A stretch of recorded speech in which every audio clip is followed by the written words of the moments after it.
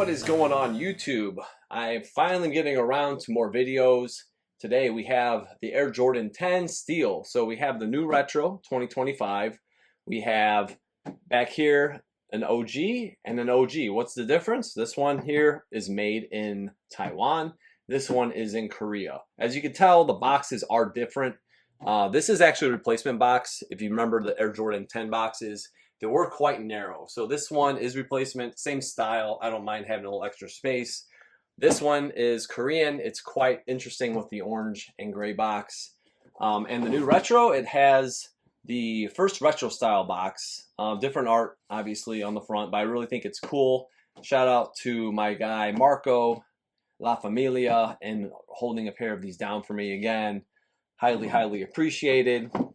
So first off, let's take a look inside the box. The paper's kind of brown. The sneakers are bright white. So you got the steel, you got the toe cap. The toe cap is back. They look great. Let's check out the other sneaker. And there they are. Really nicely done. I think the leather is it's pretty nice for a retro in this day and age. I'm not disappointed in this leather. It will break in easily, I believe, and I've heard good things about it. A few people have pointed out this is nice alignment, symmetrical. Some people have pointed out that the right shoe, as you can see coming down the lace system, it's not quite as symmetrical. So that is a consistency that they kind of had issues with. You can kind of see it from the top even. Other than that, I mean, it's pretty nice retro. I think it's really good. I got nothing really negative to say against it. I know a lot of people nitpick this on the top. It's not perfect, but it's not absolutely terrible. It's not like hard to look at where I want to get rid of them, you know. So they are a solid retro. I think they will match up nicely with the OGs. So we are going to do a comparison with this retro and the Taiwan and Korean version next. All right, here we are. We're looking at the toe box side, front end shot. Here we have, this is Taiwan. This is a size 10.5. Korea, size 11. The new retro, made in Vietnam, it is a size 11 as well. So right off the bat, the toe cut, you can tell is just wider, and this is wider than the two OGs. The edges on the OGs, everything's like, it pops a little more. It's a little more pronounced, I think, along the lines. Just all the lines, the cuts, they just pop a little more, I would say, on the OG. Just a cleaner overall shape. Again, we kind of talked about how this was just a little off on the right shoe. The grays on the liner at the top, you can see it's definitely lighter gray. These are both darker on both the pairs. This is stitched in, just under the lace system here, stitched in. This one is just at the top stitched. And this is, got that band all the way down. And same as the Taiwan pair, it's just the top is stitched in and then it goes down. So I know some people were more favorable, like this was an improvement. I think it's fine. I don't dislike it. I think it's fine. And as you look down here, we see the first lace hole. This is really short on the first lace hole, the little leather strap that cuts in. And then as you pan over, you'll see this one's definitely much larger. And then the Taiwan one is definitely not as big as a Korean, but it's definitely more sizable than the new retro.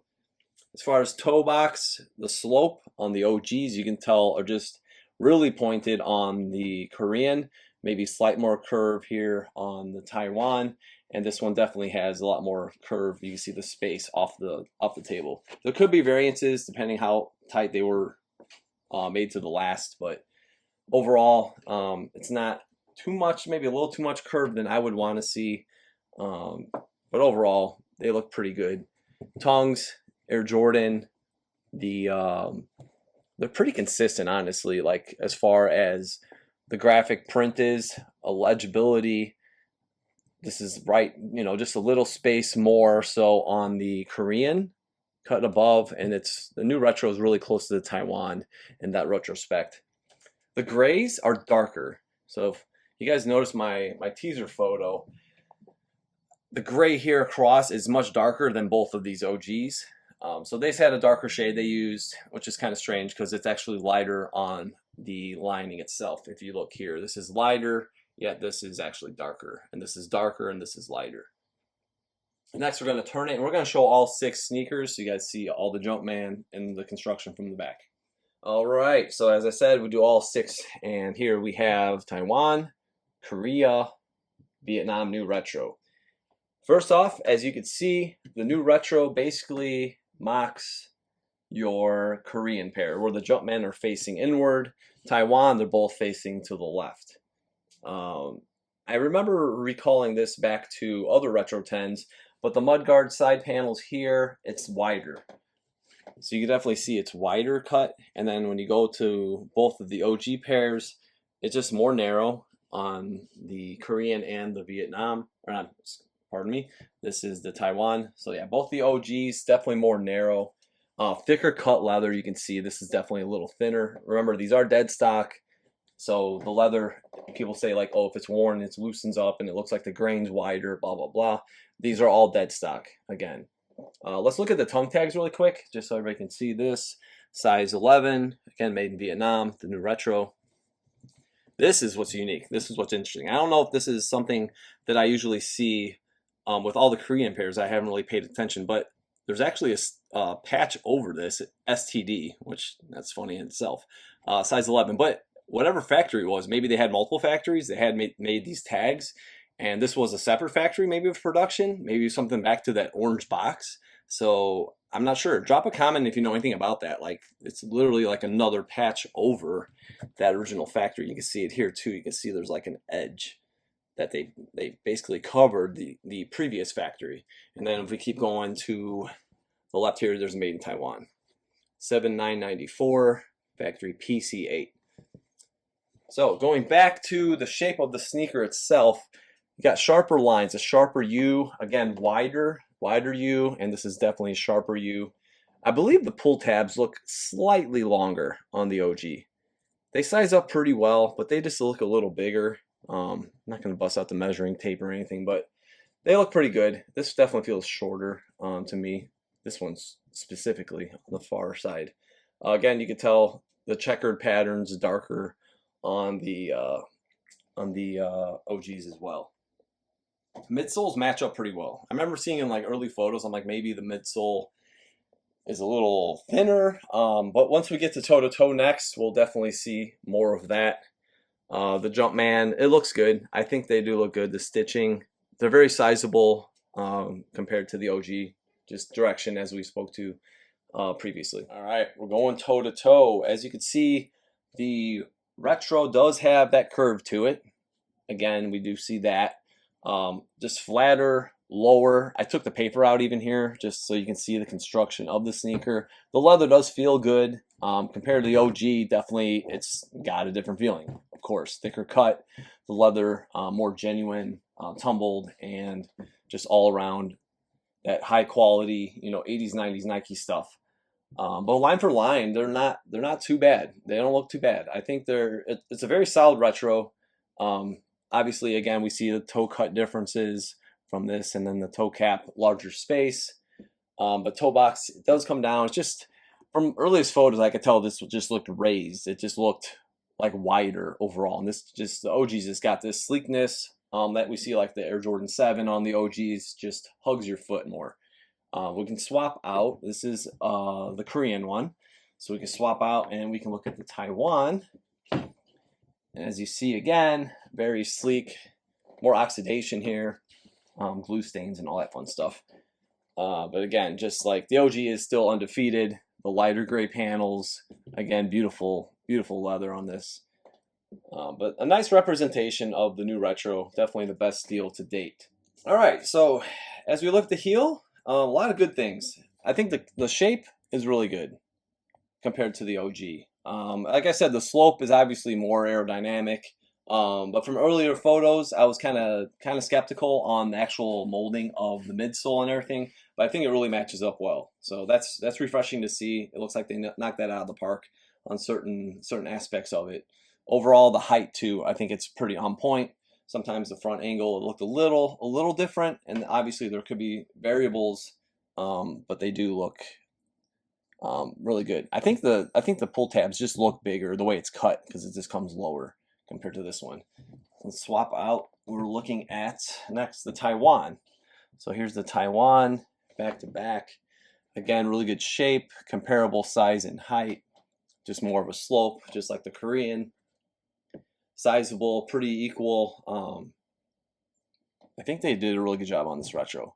When you look at the lines, obviously it doesn't have the same sleekness down. The construction of the sneakers is slightly different, but it does look good. And I believe like when you lace them up, once they break in, they will look more hopefully like this, because the leather is pretty supple. I think it will break in pretty well, and it's just got that just thicker. You can kind of see as you pull back, you can see this is just raised a little bit more, and this is the left shoe now, so it's more symmetrical with the toe box. But yeah, that OG is just sleek, very nice. All right, just a quick look at the outsoles here. Very similar as we see. Newest retro, obviously a little oxidation and more oxidation, so a little on the Korean, a little heavier on the Taiwan. But overall, it's it's pretty on point. The fonts are definitely a little different. This is, I think, finer lines than like you see like the O's, are just a little. It's just like a different template that they used as far as the lettering. The lettering just looks different between this one. It's more a finer print, you could say, compared to a little wider, a little deeper embossed lettering on the OGs. And obviously the Jumpman is oxidized, new life. They make a great cleaner / deoxidation, so that's something that could be reversed if you're really into that. Before we move on, I do want to show the insoles. So here is the new retro. There is nice, bright, vibrant, big Nike. So this Nike stamp, I would say, is closer to the Korean pair. You'll see in a second. No registered logos though. I wish Jordan Brand would get on that. So here is this is the Korean pair. It's a little larger. I think the newest one is even bigger. But there you see the dual registered logos, vibrant, and this one is even more turquoise, and it's a little smaller, the Nike font. So just want to show you guys the insoles really quick on all three of those as well. And that will just about do it for this video. And we have the 2025 Steel 10 Air Jordan, the toe cap, the last sneaker that Michael Jordan wore at Chicago Stadium. So this is very memorable sneaker for me personally. My love for Chicago Stadium. It was the greatest place to see Michael Jordan all time. There's no second even close. So Scottie Pippen's charity game. Yeah, just good memories. I got that picture up on my wall when I was a kid, him kissing the floor. That's what I think of when I see the sneaker. That's exactly what takes me back to. Overall, I would give these a 9 out of 10. It's a really solid retro. The leather's very nice. It's not OG spec. There's differences with the sneaker, so that's why it's just the whole point. I think Jordan Brand did a good job with this one. The box is cool. We get the OG boxes all the time. I don't mind a little variety. I think variety, when I go back to the Air Max 1 with the big bubbles they came out with, they did a really cool box. Again, it's not the OG box, but switching it up a little bit, it's fine. Why? They're going to come back. And again, they're going to come back. So with a sneaker that's a classic, iconic, as these are, as Air Max 1, etc., etc., they're going to return. I don't mind seeing some variances with boxes. It doesn't have to be the same every time. I hope you guys did enjoy this video. It was really fun to compare these three. Don't forget to subscribe. You can follow me on OG or Bust. Leave a comment. Let me know what you think, and we'll see you next time.